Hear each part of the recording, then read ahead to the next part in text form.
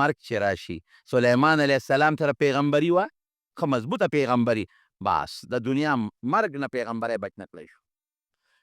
داسې سلطنت و چې داسې سلطنت قرآن وایي د بل چا نه تېر شوی دی او نه به راشي هغې سلطنت بند کړی شو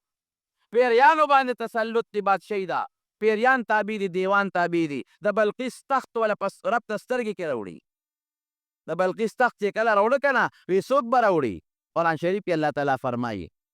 یو پیری وی وی صاحب زه به یې راوړم څونه ساعت کې به یې راوړی قبل ان تقوم من مقامک دومره ساعت کې به یې راوړم چې ته له ځمکې نه پاسې دومره ساعت کې به راوړم چې ته له ځمکې نه پاسې بل څه وی وقال الذي عنده علم من الكتاب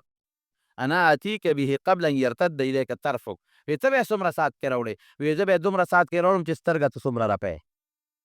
سترګې رپ کېدله را رسو دا ګورې من غلط خبرې نه دي د ډایجسټ او د اخبار خبرې نه دي دا د قرآن خبره ده دا د الله خبره ده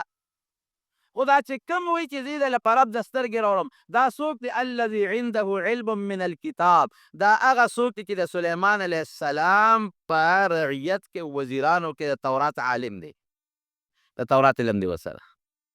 هغه ورته وایي اسم اعظم دی ورسره هغه ورته وایي علم من الکتاب